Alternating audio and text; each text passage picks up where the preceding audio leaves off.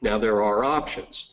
If you don't meet that time frame, if you don't meet that 3-year, 3 growing season time frame, there certainly are options. There's the possibility for the sponsor to go back to the core and the IRT and say, well, I haven't secured a site, I haven't implemented the compensation, but I've identified a good site and we're doing our due diligence and I expect to see it approved in some amount of time, and so you could ask for an extension. Another option, and something that we've seen occasionally, is when there's been a push for alternative mitigation. Well, you're in arrears in this particular service area for this particular credit type.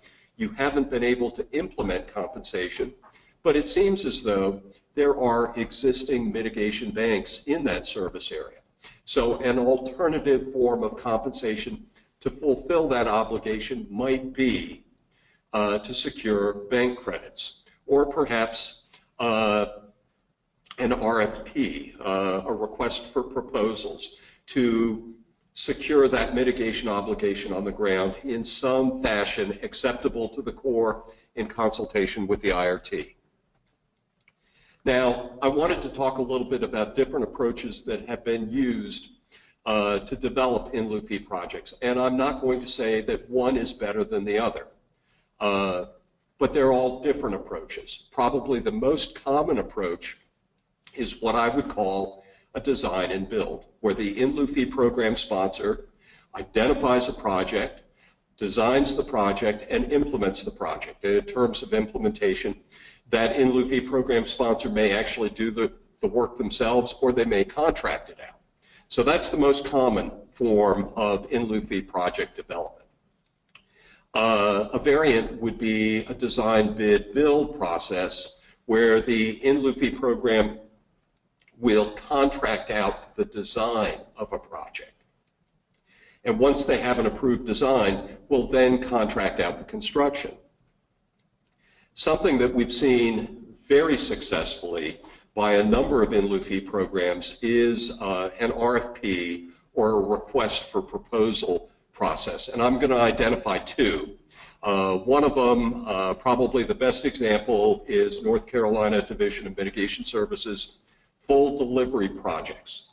Qualified entities, entities that are considered qualified by the state of North Carolina, are responding to a request for appropriate compensatory mitigation projects in specific geographic service areas. The standards, the criteria are laid out to identify what they're looking for, how many credits, what resource type, what kind of time frame. All of that's identified, as well as any weighting or ranking criteria. That's been a very successful approach for implementing compensatory mitigation. What it means in many cases is that entities with proven track records for implementing compensatory mitigation, often the private sector, often folks that also may wear a banking hat or the hat of providing permittee responsible mitigation, are engaged in this process. A variant on that could be found in New England. I'm going to call it a letter of intent process. And Lori Summer talked about it a little bit yesterday. It's proven to be a very successful process.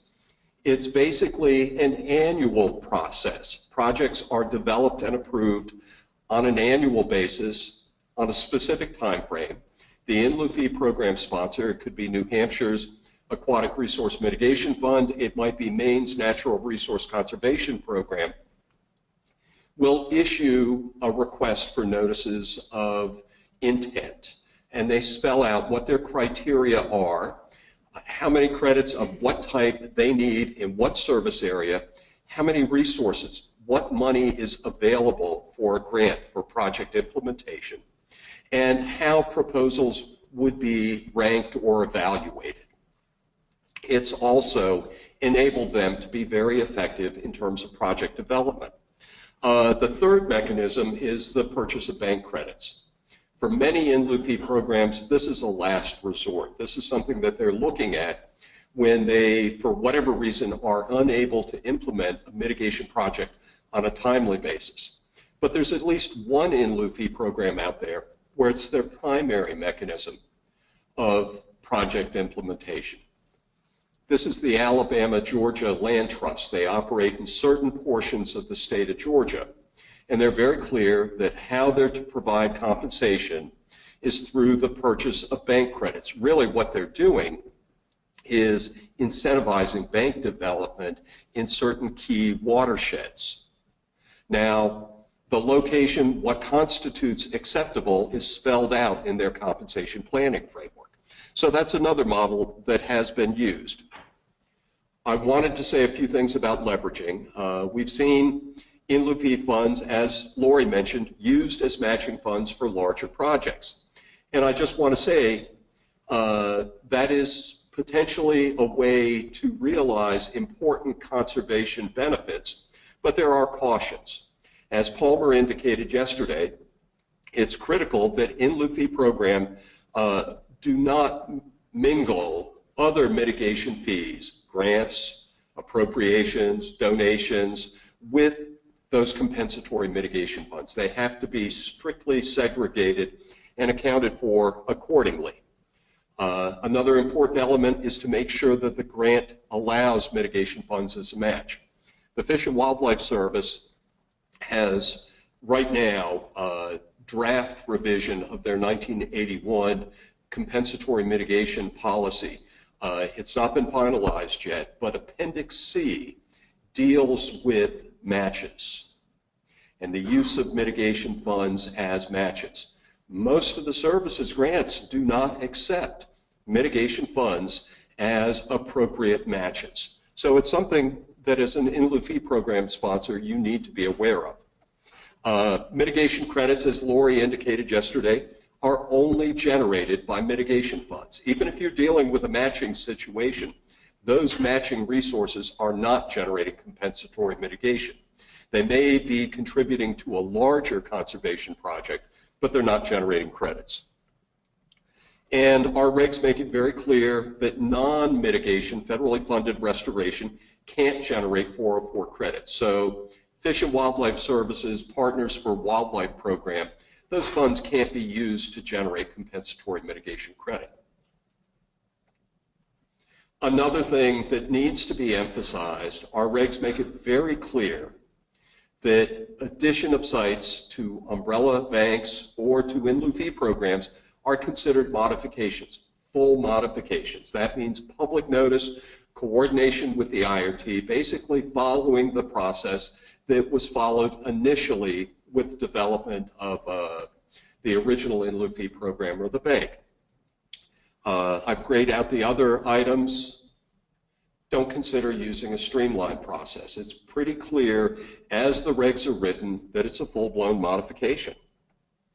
This is the timeline, as Palmer pointed out yesterday, for development of an in lieu fee project or an in lieu fee program or a mitigation bank.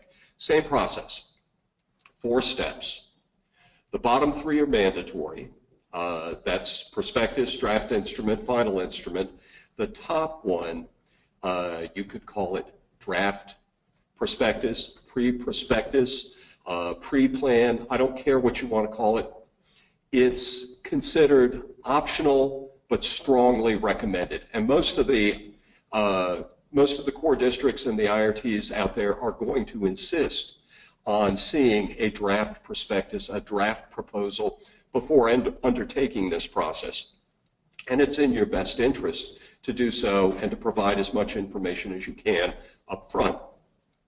Now, there are time frames associated with this, but there are gaps in those time frames. The time frames apply only to federal processing.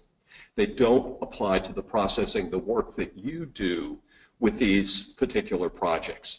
So we have time frames, total of 225 days, but they're not consecutive. There are breaks in there. And there are a number of reasons that can be used to extend those time frames. So if, for instance, Section 7 consultation is involved, timeframes are off until we can complete the necessary consultation.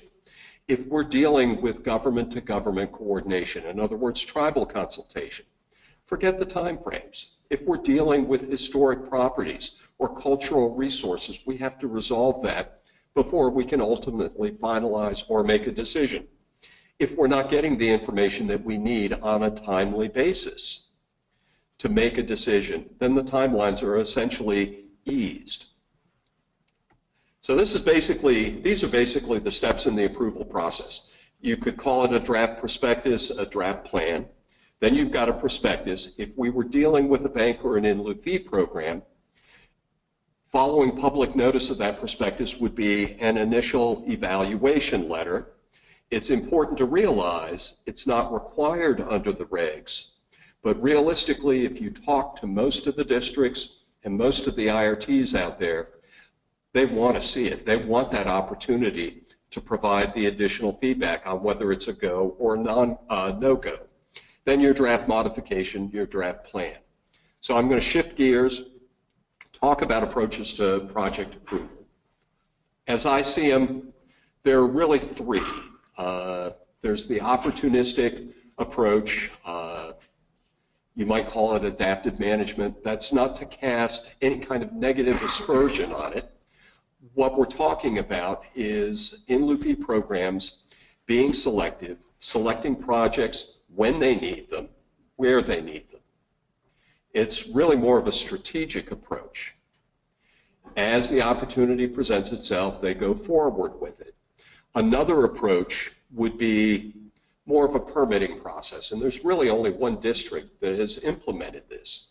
And I'd encourage other districts to at least give it consideration. Louisville District has issued a letter of permission. That is a type of standard permit for addition of bank sites to umbrella banks or in lieu fee sites to in lieu fee programs. And the benefit of it is the time frames are pretty constrained. They're consistent with the rule, but they're pretty tight. If the IRT is not participating, is not providing the necessary feedback, basically they can move on because it's a permit. It's a permitting time frame that is authorizing the entirety of the project. On the flip side, the IRT has the ability, at least the federal agencies, to elevate that decision, not through the dispute resolution process in the regs, but under 404Q memorandum of agreement that all of the federal agencies have with the Corps. They can elevate that decision up for ultimate decision or resolution at headquarters. This has proven very effective in Kentucky with both of the in lieu fee programs there. There's another option, and that would be the regular public schedule. This is an example. This is Maine's approach. I mentioned the letter of intent. This is how it's laid out. Project development in Maine follows roughly a 6-month process, starting with putting out the information and requesting a letter of intent. Then the approval committee it's called the approval committee, it's really the interagency review team, will review those letters of intent and identify those projects that they think have potential as compensatory mitigation, and they'll request full-blown proposals. Once they've received those full-blown proposals, they put out a public notice, one public notice with all the complete proposals for comments. Rebecca posted on ELI's website an example of one of those public notices. It's very long. It's probably a couple of 100 pages long because it's actually the public notice and then all the projects. Once those proposals are received, the review committee, which is a group of state agencies and interested nonprofits, are going to review and basically screen those proposals and then make a recommendation to the approval committee, the IRT, who will eventually review and decide which projects are going to be awarded the funds for project implementation. This has been a very effective approach in New England. Since issuance of the mitigation, since approval of a rule-compliant program in Maine, Maine has been able to approve 38 in-lieu fee projects. That's since 2012. And most of those are actually underway, are actually under construction or under protection. So that's really substantial progress. So I've got a number of suggestions that I'd like to make before turning it over to my successors, emphasizing the importance of pre-application or a draft prospectus. You want your projects consistent with the CPF, Compensation Planning Framework. Due diligence is critical. Good information early on is very important. I'd encourage you to work with the landscape. This image here is just a reminder to me. This is a constructed vernal pool system in Central California. And what they really did was optimizing the creation of water bodies in this landscape as compensatory mitigation. So in other words, the focus was on trying to cram 4 pounds into a 2-pound sack. Don't push it. Don't try to stuff too much into that suitcase, and don't oversell it, because the projects, always something associated with the project is likely to go wrong or go off kilter. And at all costs, we need to stay calm and we need to be professional. Thank you.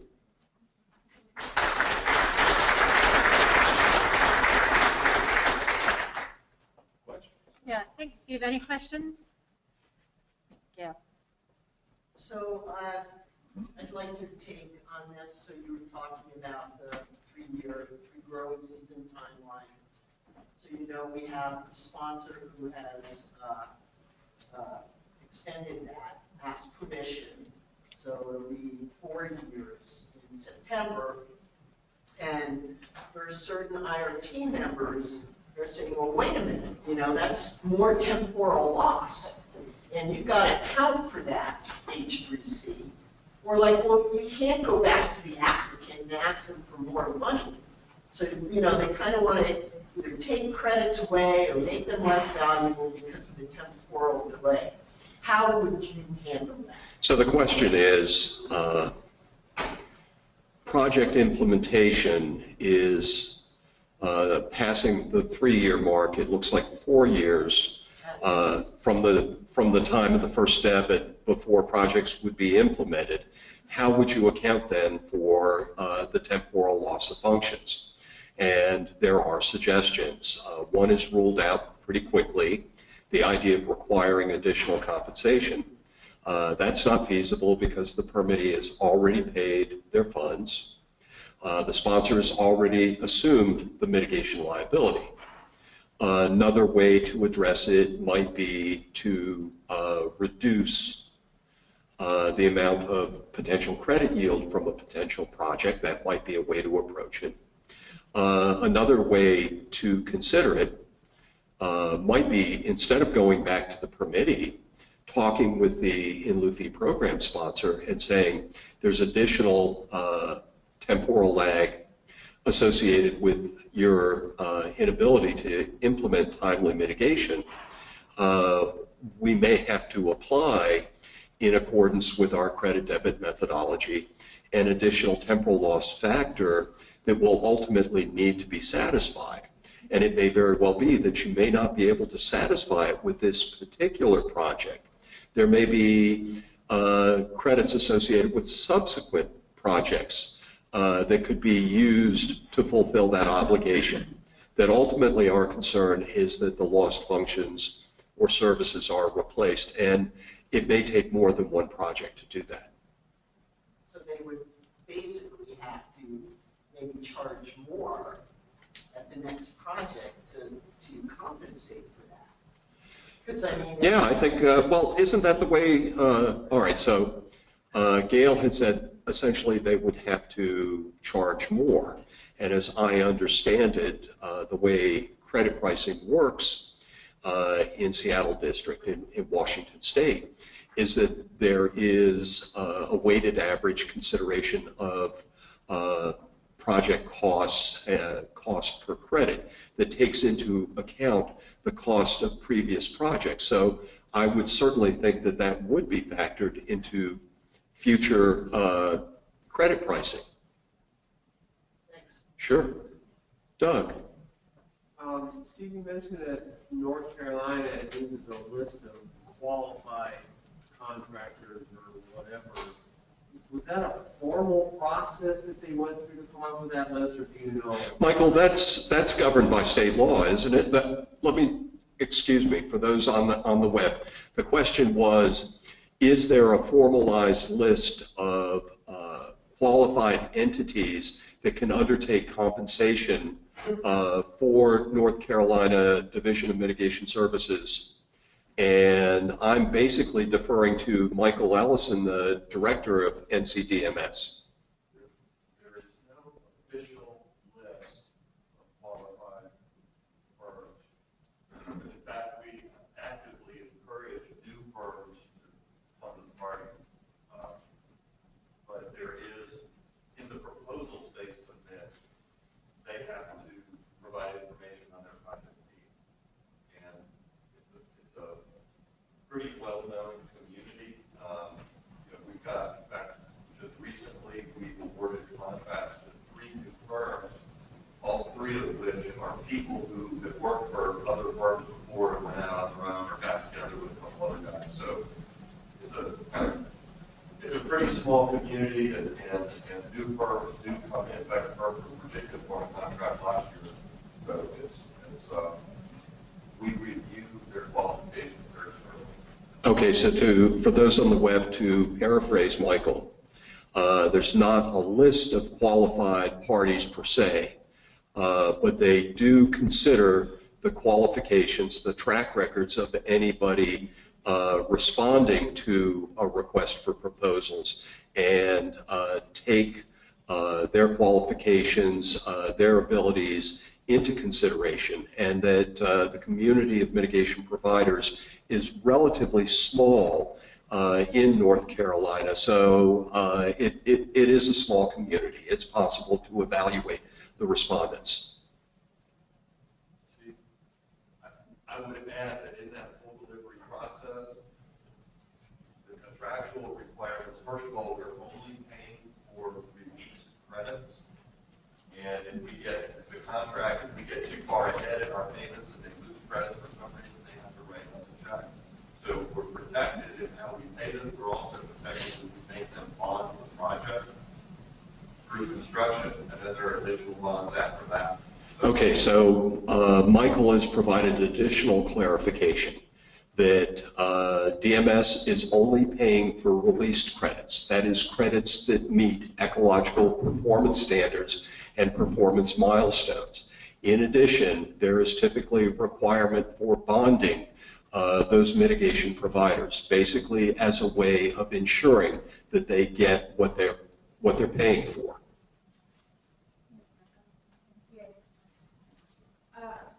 I'm curious, if you have projects that are, say, in phase 2 of the timeline, and you're all close to their growing season, do you think as a formality you should request extensions, or can the project move forward, are we okay, or?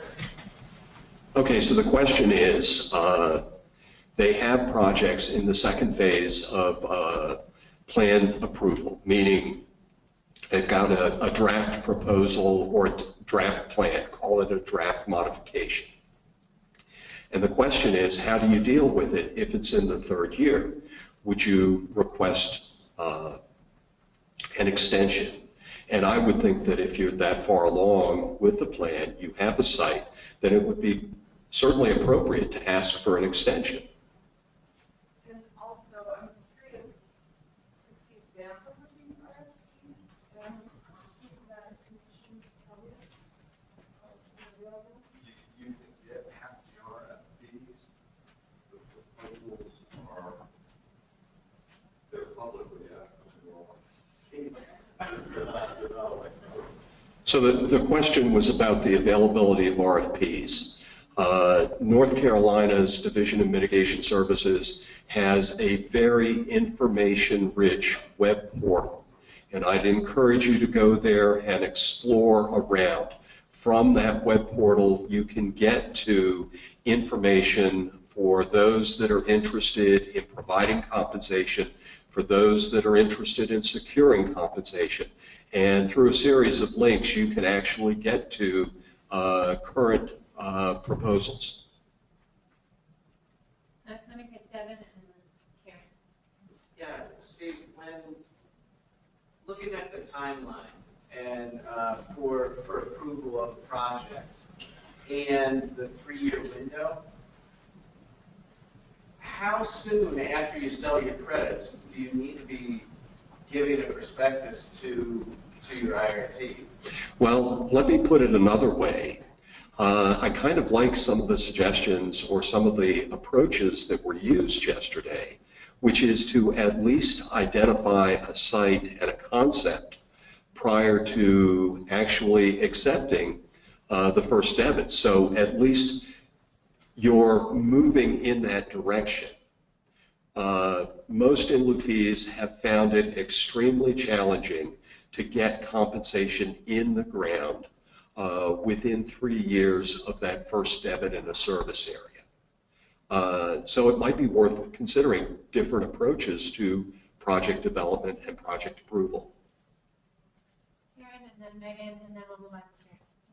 Hey Steve, can you clarify on the example for Maine, were they, when they were getting that award in the 6-month period, did that allow them to go to construction? So was that approval of the full mitigation plan, or was there a subsequent approval? Okay, so the question was, in Maine, is that award, is that approval allowing them to go to full construction, or is it just an award? It is just an award. It's an identification of a site. There's a proposal that has been deemed acceptable. It's not necessarily a construction-ready plan, but it is a proposal that satisfies the requirements under our regs for a mitigation plan that is being approved, and in some cases, with some of the more complex projects, such as dam removals, there's a considerable amount of engineering and planning that comes after that point. With some of the projects that entail essentially conservation of lands, that can go forward almost immediately. Do you have a sense of how long it's taking Maine to go, for their projects to go from that award to implementation of the rest? I actually, all right, the question was how long from the award to actual implementation. I checked this morning looking at projects that were actually approved under the new instrument. That's 38 projects, and roughly 20 of them are either implemented or in the process of being implemented. So they've made considerable headway in that process. Megan. So the federal rule says that implementation has to start after 3 years after the first credit sale in the service area. Is that being interpreted as the first credit sale only, or each credit sale has a 3-year timeline? I guess you could view it each way. I think most are taking it as just that first credit sale. The idea, though, is to manage temporal loss or temporal lag such that you're generally not looking at more than 3 years between debit and implementation of compensation. Good question. Thank you, Steve. Karen.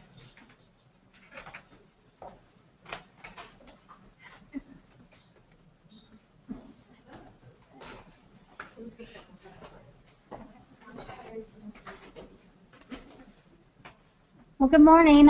I am going to be talking to you about the in-lieu fee program that we manage and operate in Virginia. We've been around for 20 years now. So I'm going to give you just a quick background of our history and then walk you through our project development process as it currently exists, and then discuss some of our challenges and potential solutions to that process. So the Virginia Aquatic Resources Trust Fund was actually established back in 1995 as the Wetland Restoration Trust Fund. At that time, mitigation was, there were very limited options for mitigation in Virginia. The banking industry was just starting, and the Corps approached the Nature Conservancy to ask if we would consider establishing and operating an in lieu fee throughout the state.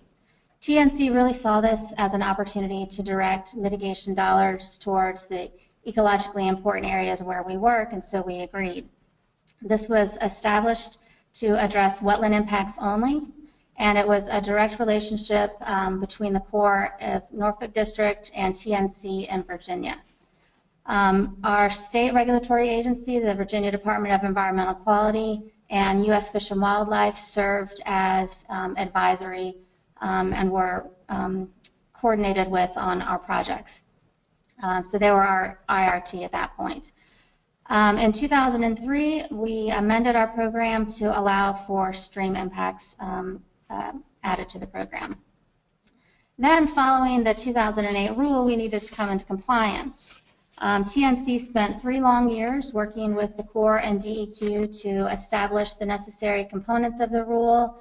Many of these we already had in place, we just needed to formalize, but some of those elements we needed to create and draft and review with the agencies.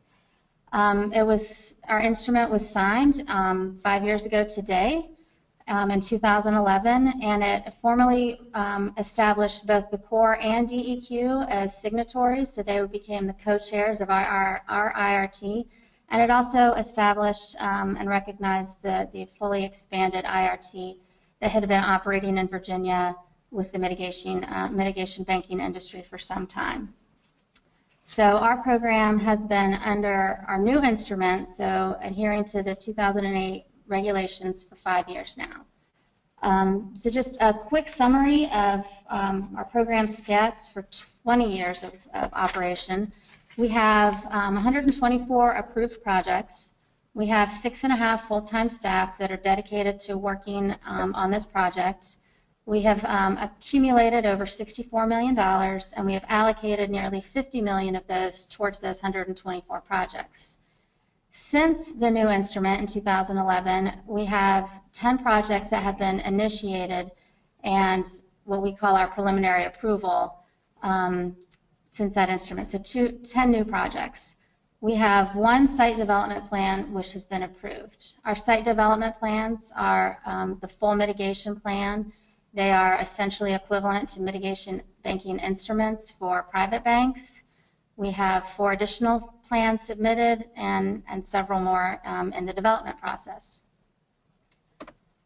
Our program is statewide. We do mitigation for wetlands, streams, and tidal impacts. You can see here all of the stars are where our project sites are. We have projects across the site, across the state. We are tracking impacts and projects and expenses in 33 different categories. So we have 13 major river basins in the state that we operate in. Each of those has wetlands and stream impacts, and then 7 of them have tidal elements. We have accumulated impacts for nearly 280 acres of wetlands and 39 miles of streams. And we are responsible for offsetting those impacts. And this is what is currently our process for project development. So as we identify new sites and we want to submit them to the agencies for approval, this is the sequence that we go through. Several of these can happen concurrently, but this is the general process. And each of these steps requires some form of IRT review, feedback, or specific core IRT approval. So we'll take a quick look at initial assessment. So this is what TNC is doing before the agencies even see the sites. And with over 120 projects, we have used just about every process or method or strategy that Steve talked about, we have used. We've worked very closely with partners. Nearly a third of our projects have been done with partners, whether they're conservation agencies, federal or state entities, or local governments. We've done a lot of projects with partners. We do a full GIS analysis for many sites, and then we provide direct outreach to landowners to see if they're interested in working with us. We have also sent out or released RFPs where we are soliciting full delivery projects from consultants. We have TNC staff and conservation partners across the state who are often looking for funding for their projects, and they know that we exist, and they know that if they have a wetland or stream restoration component, they can be considered as a potential project. And then we often have projects that are initiated by landowners or consultants. There are consultants in Virginia and North Carolina that check in with us regularly to see where we need projects and where we have funding available. So as we are doing this, we are doing a full analysis, so the basic things that you're going to look at: location in the landscape, how does it fit within our compensation planning framework, what is the soils, what is the topo, NWI. We're doing the basic mapping that goes into any kind of site development. We are also looking at the program status. So do we have a mitigation need in this basin? Do we have funding available? Those things have to be considered before we proceed with the site. And then the trust fund staff, the TNC staff that work in this program, will go visit the site, take pictures so that we can speak to the site when we talk with the agencies.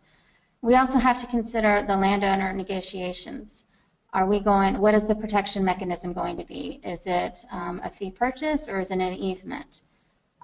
We also have to look at, are there limits to where we can establish buffers or where we can do construction? And then, is that going to cost? What is that going to cost? Are they interested in donating? Once we have that information compiled, we submit through a pre-application process to the Corps and DEQ. Hopefully, they get out on the site with us and they provide comments and feedback and want us to move forward. If we do that, then we develop the next steps and all of the necessary information to go into a full proposal. We dig deeper into the specifics for the development of the site, so concept plan development, where we're looking at the scope and the acreage and the potential credits on the site. Many times we're requested to do a formal wetland delineation of the project site. We have to more formalize the negotiations with the landowner. If it's an easement requirement, we have to draft that easement. Many times we have to get this appraised so that we can include the cost in the budget. We may have to do a title report. Agencies are asking for that very early on in our process now. And many times we need to do a survey to mark the boundaries and understand that goes into the land purchase information as well, and then purchase agreement with that landowner. We also have to do a complete budget with our proposals. So we are looking, many times we're getting bids from contractors. In some situations, we're providing the budgets based on known rates. And then we're also providing the estimates for the financial insurances and the endowments that go with the project. And then there are other pieces that go into this for our proposal. We have to do a historic screening and a species screening. And of course, we want to address any comments that the agencies had provided at that pre-app meeting. And then we submit the proposal.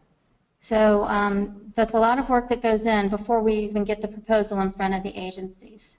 At that point, TNC submits the proposal to the agencies. Hopefully it can get on an IRT agenda quickly, and we present that project to them. That's when the IRT gets their first look at the project. Sometimes we schedule a site visit, sometimes it's not requested. Once we can address comments from the IRT, we revise the proposal as necessary, and then we submit it back to the Corps for public notice. It's a 30-day public notice process, and after that, the Corps hopefully issues our initial evaluation letter. And that is essentially the thumbs up that we should go ahead and start moving into the full development of our site development plan. So this might be similar to the award situation in the main program. So at that point, we are then working on many of these steps all at the same time. We also, specifically, once we get that initial evaluation letter, we are TNC and our tracking methods. We are allocating the funds from that basin for that resource within our system. Those funds are no longer available to be used on other projects. They need to be available for the project that we've just presented. We're going to work fully to finalize the land protection terms. If this is an easement, it requires Corps approval, Corps Council approval, so that can take a considerable amount of time. We may have to update the title if it's been some time. We are fully doing the final design for the projects. We are getting the final construction bids. Part of our site development plan is that we are submitting a final budget. So these need to be the current real-life cost of this project. So that's what we are attempting to submit with the site development plan. Once we have all of that information finalized and compiled, we submit it to the agencies. It goes out for a 35-day IRT coordination period. We address those comments, and after that's been addressed, it goes to Core Council for approval. So when we get that, the site is finally approved. As I mentioned earlier, we have one project that has reached this approval stage. It took 29 months for it to get from the initial proposal stage to the approved stage. Once it gets approved, we can then finish the project out, go to construction and credit releases. And that involves transferring the monies and the financial assurances, getting the permits issued, constructing, and then our monitoring period. In Virginia, it's a set 10-year period. We do our annual monitoring, addressing management issues and invasives, and then we get credit releases periodically throughout. So some of the program constraints it's a very lengthy process. In Virginia, we have a very active banking community. There are well over 100 mitigation banks, and our process is now equivalent, if not slightly more intensive than the mitigation banking community. That has slowed our process down. There are, as I showed earlier, 7 different steps that require IRT review and approval. And each of those review periods is at least 2 weeks and can be greater than a month.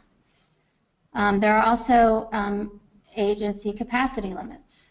There are 4 core PMs that are managing our projects. With the volume of work that we are creating, we are equivalent to essentially 70 mitigation banks operating in Virginia. And there are 4 very overworked and overloaded core PMs that are trying to manage this workload. And as Vinny said yesterday, ILF and mitigation in general is not the top priority in the district. Processing permits is. So that is a significant constraint with our program that we are hoping to see improvement on. So as we consider possible solutions, there are many solutions hopefully to be considered, and talks are starting.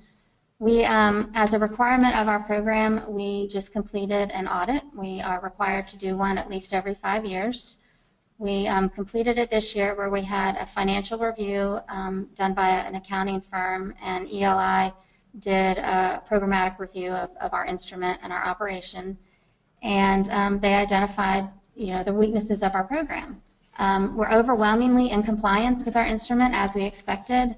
The weakness that was identified in the area we weren't compliant was meeting that 3-year window.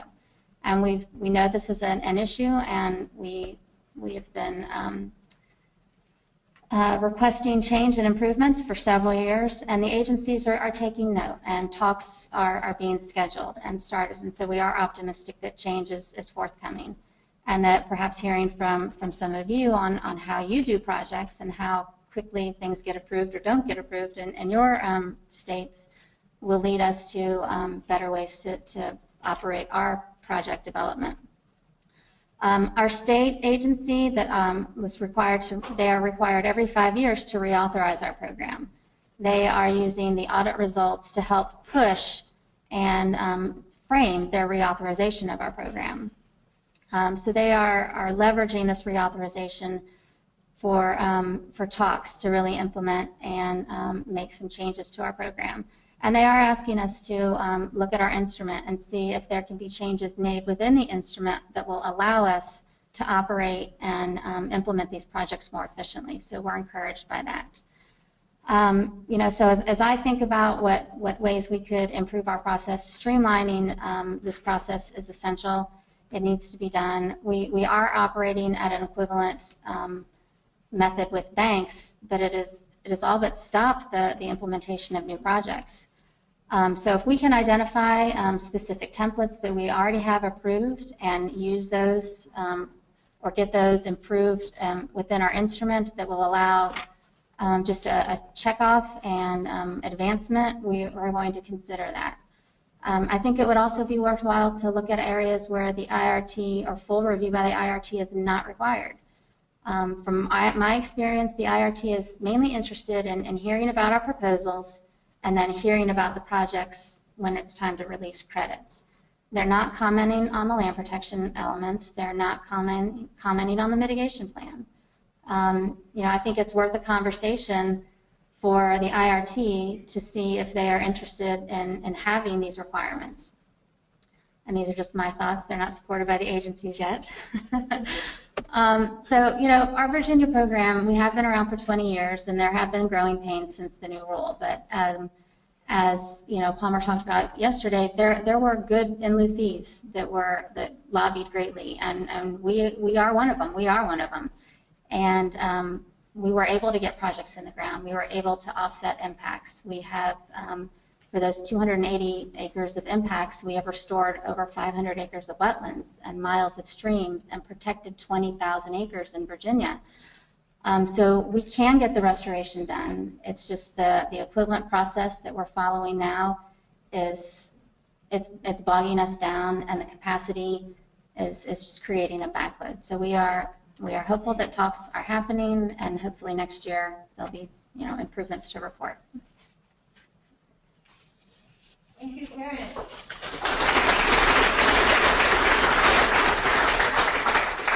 Questions for Karen? Yeah. Two questions. First one is, when in that process do you submit your spending disbursement request? And how many of those do you typically submit for whoever the co-chairs for each project? Is it just one, or is there a series? Okay. When do you do it? Right. So the question was, how often and when in the process do we submit spending disbursement request? We don't.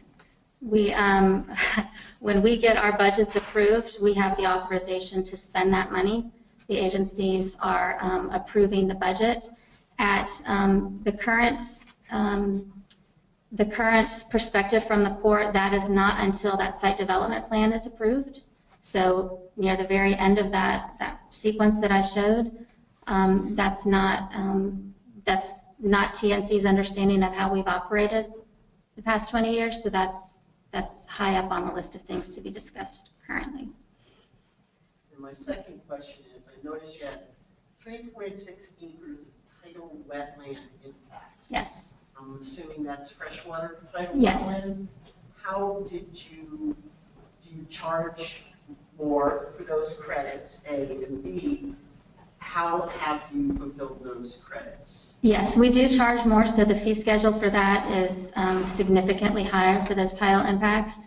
And the projects that we've initiated so far, we have done several dam removal projects that have tidal and non-tidal elements.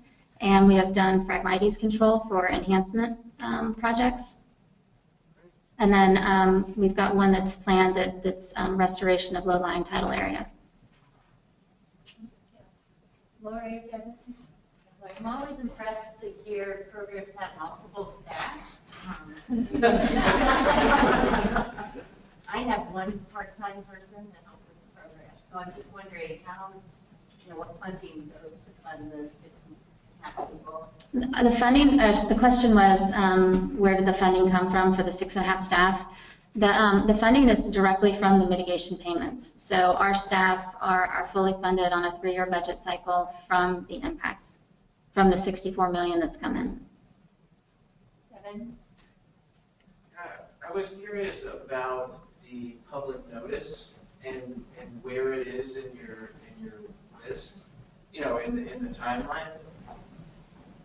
It's before the property is secured, right? Do you get pushback from potential sellers or conservation easement like, does the public notice give out their information? And I would just suspect that there would be some pushback from that from the landowners. Yeah, so the question is the public notice and potential landowner confidentiality or pushback. And yes, it is very early and their information is available to the public. We do have the option to black that out if requested. We haven't yet. We talk to the landowners, let them know. In some cases, we definitely assure that we have the purchase agreements locked up, and in some cases we don't. But the full property information, all of their adjacent landowners are notified as part of the process.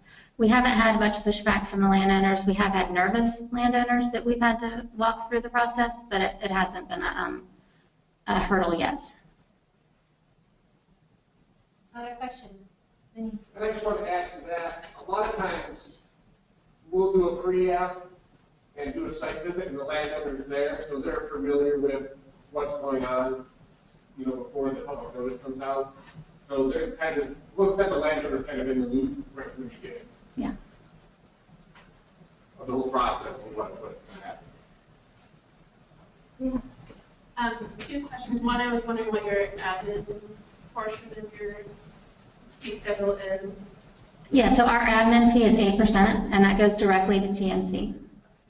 And then I was just thinking back to, I think it was Steve Palmer's first day graphs on the time savings when there are permit processing, when there is credits purchased from your bank, and then wonder whether your district tracks the time savings for them to get at sort of their performance on turning permits around that could then support, maybe moving the approval and IRT processing maybe higher in priority. So the question is about the core tracking processing time for permits in the Norfolk District. I don't know the information. Vinny, Steve, do you know if you track processing time of permits and if it's faster with in lieu fee or mitigation banking that could help support capacity increases? We've rolled up the data nationally. So it's a national. Yeah. First of all, it is possible to go into those data sets and parse it by district or by division and come up with a score. Actually, all core districts have a series of 8 metrics they're required to report to headquarters on a regular basis. And permit approval, permit action, permit issuance, both of general permits and individual permits are those metrics that a great deal of attention is paid to. Less attention is paid to approval of banks or in lieu fees. But at least on a national basis, as Palmer pointed out yesterday, permits are issued in general much more expeditiously that are using third-party compensation, banks or in lieu fees as compensation as opposed to permitting responsible mitigation. Okay. I think the point was, is there space now because we're documenting things that banks and individual programs is saving permit applicant time and speeding up, of course, permit processing times? Does that provide for with an argument to make a chain that, hey, For additional staff, it may provide grounds to argue for additional staff. Ultimately, that allocation of resources would come from headquarters.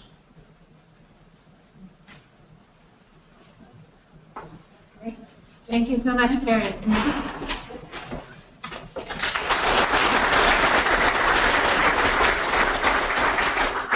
Dave.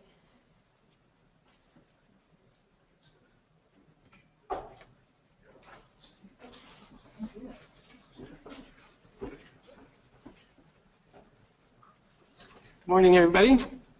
My name's Dave Mitchell. I'm with Great Land Trust in Anchorage, Alaska.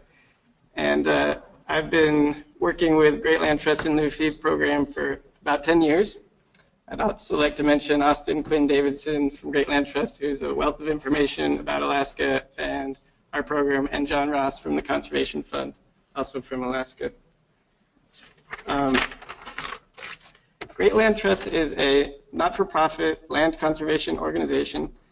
We work in South Central Alaska, and we primarily do our land conservation work through conservation easements and land acquisition. A third of our revenue comes from the in-lieu fee program and other fee-for-service projects.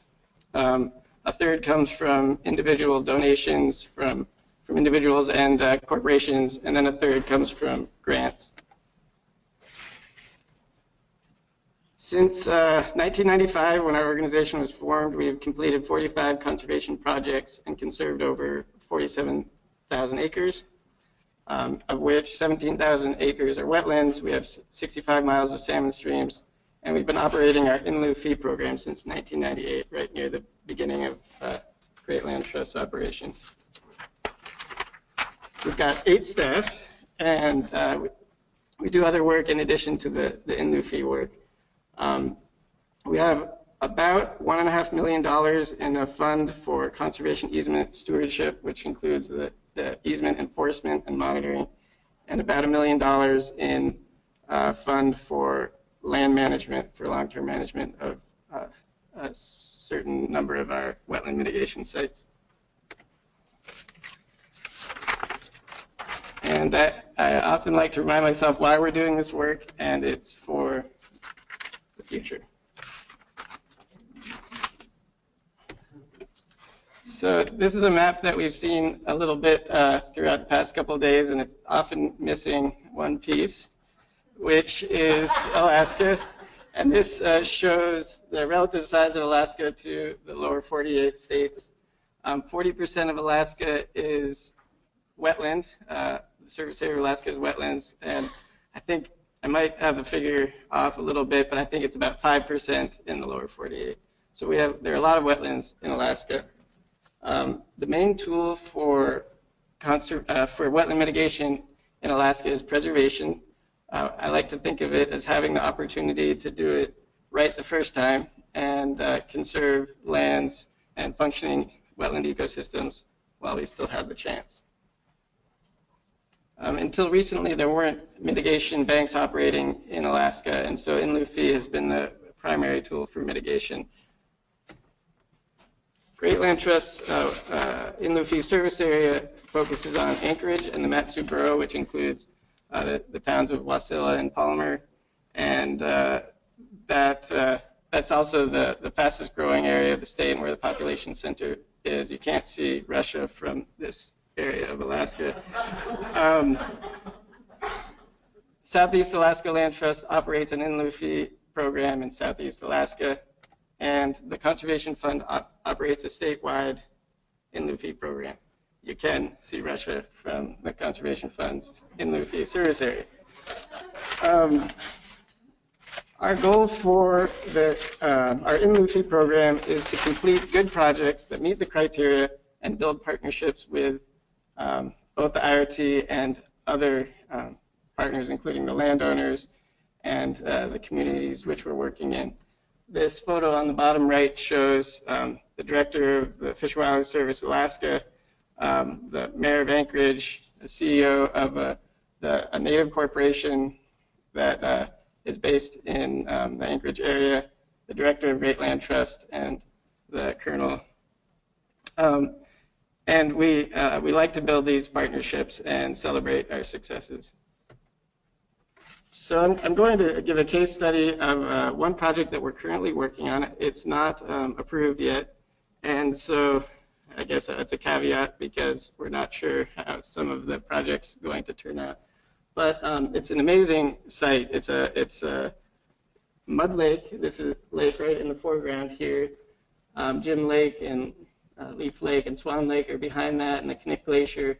And believe it or not, this is within a half an hour of Anchorage in a very rapidly growing area.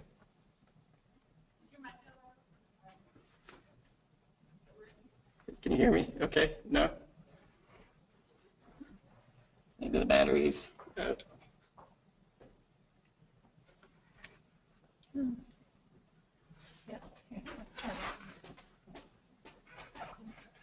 this one. Oh. But this one. Here you go.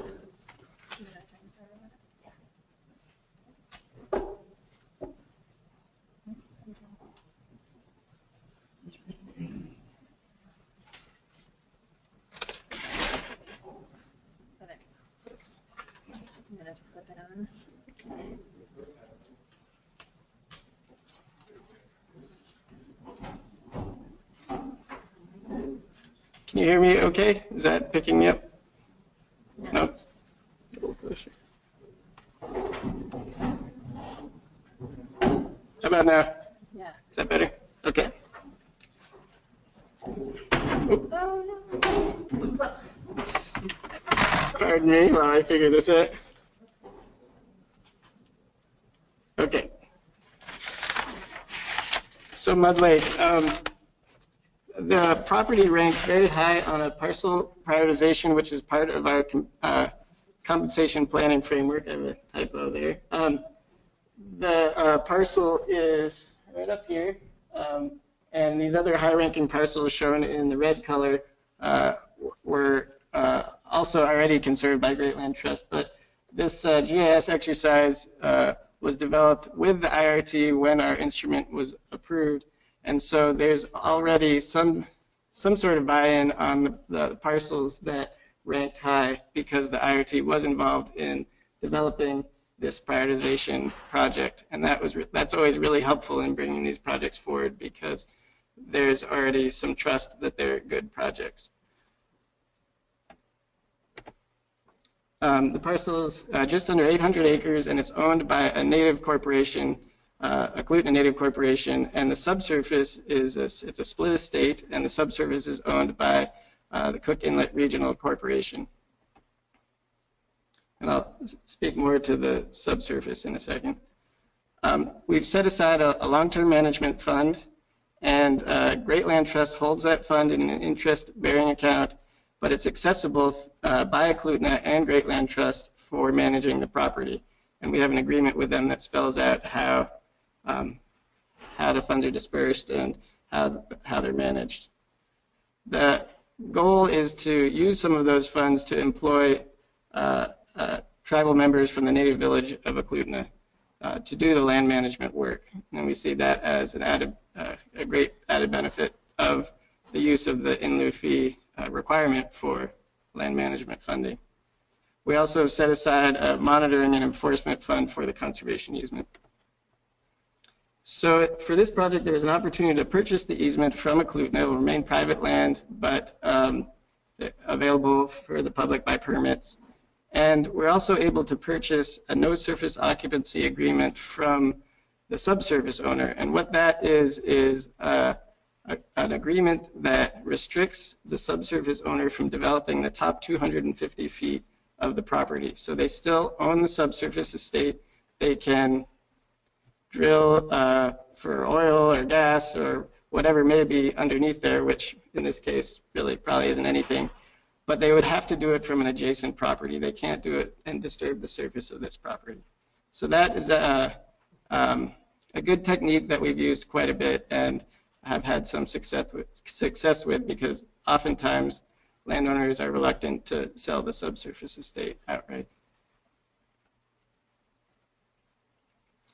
The challenge for this project was that the timeline for the land transaction was different from the timeline for the review of the mitigation plan. And we needed to close on the conservation easement before we submitted our mitigation plan. So we submitted the language of the conservation easement to the Corps for review ahead of time. And since there wasn't really a timeline involved, it wasn't a regulatory action, there just wasn't a good process for that review, and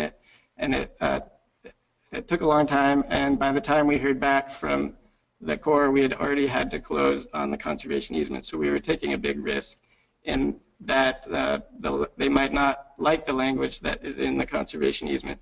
Even though it's very restrictive, there's some language that references the Corps and references the in lieu fee program.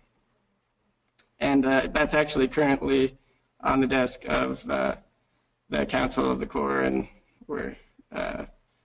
it's been there a while, so we're a little concerned. But we have had these similar conservation easements approved before. So I guess that's another challenge, is consistency. Never quite sure if something's been approved before, whether that will continue to be the case. There's also been quite a bit of IRT turnover. So not all of the IRT members are familiar with our parcel prioritization effort or the functional assessments that we use or how we calculate credits. And a solution to that challenge is to schedule individual meetings with IRT member agencies and sit down with them to go over our program, go over our prioritization efforts, educate them about Great Land Trust. And then I think it's so important to get out in the field with IRT members and other partners to show them the projects that we're doing.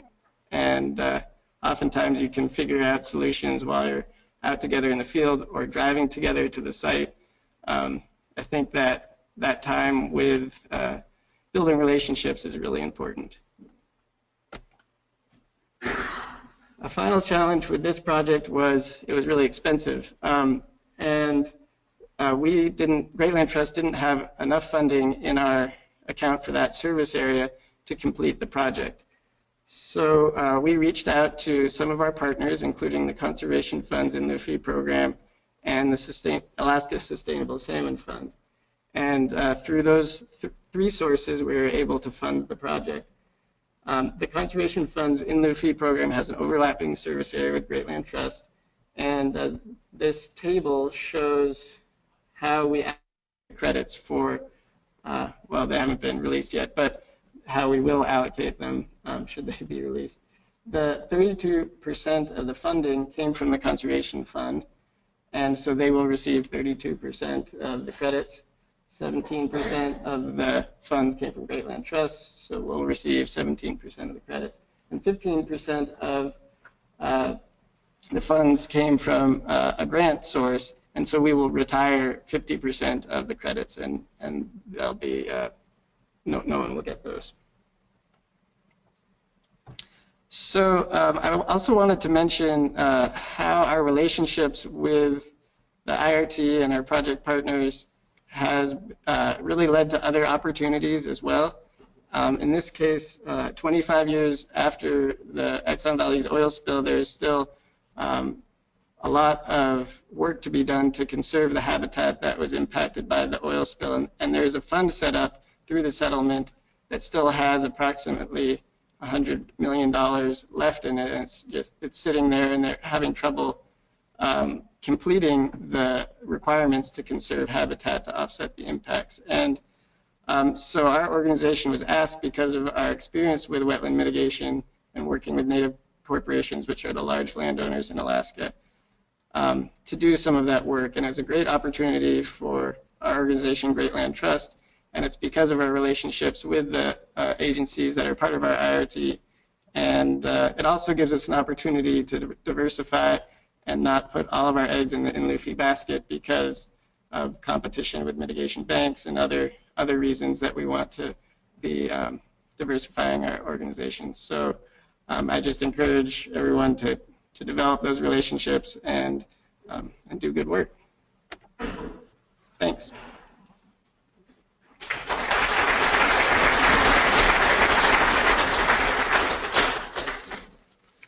Thank you. Questions? Vinny? How did you come up with the 250 service reduction, and the IRT and core council and sign off on that? Thanks. So the question is about the subsurface, no surface occupancy agreement and the 250 feet. That we've used 200 feet before and 250 feet in other agreements. And in addition, there's language about surface subsidence and altering the water, the surface water. So, I mean, where did you come with the 200 feet? Was that just a random number, or? I think we took something that someone else had done in the past and used that. For that particular agreement, we've done other projects with those two native corporations, and they have a standing agreement that allows us to purchase this no surface occupancy agreement for 1% of the purchase price of the property. So that is particular to the relationship between those two native organizations, or native corporations. We've done it in other situations and used a slightly different number. I think the intent is just don't touch the surface to access the subsurface. And We've done the same yeah. thing with some of the coal areas. Okay. Well, we never put a number to it. Like, What number do you use? we just said no. Oh, okay. Surface. Mm-hmm. But I like having a I'll ask around and see if there's some basis for that number. Yeah. Other questions? Yeah. So I'm curious about, the large preservation tract and how you addressed the preservation criteria in the rule and how the IRT interacts with that. Because we often get a lot of pushback, oh, it's really not at risk, you can't really log it, it would be too expensive. Are you getting any pushback, or it's just pretty status quo preservation in Alaska? Right. The main source. The question is about threat and the criteria for preservation as a tool for wetland mitigation. And we address it in our mitigation plan. So we outline the 5 reasons for using preservation. And in our service area, it's the fastest growing area in Alaska. This native corporation in particular is, their goal is to use their land to provide revenue for their shareholders. So they're looking at gravel mining, residential development, what other sources, how they can use their land to provide revenue. And we like to provide conservation as an option for them to support their shareholders. So they actually, for that project, we had to, they wanted to keep the area around the lake for residential development. We thought that would impact the wetlands. So we negotiated a different area for them to use. So there was threat of residential development in that case. And throughout our service area, it's just quickly growing. So that's not a big problem. However, throughout the state, it's a different picture, and you can't use that population growth as the reason. But the threat, like for inholdings in national parks or things like that, where the threat actually could impact a much larger protected area, is really apparent. So we address it in our mitigation plans. Any other questions? Thanks. Thank you so much. Well, we're going to go ahead and move on.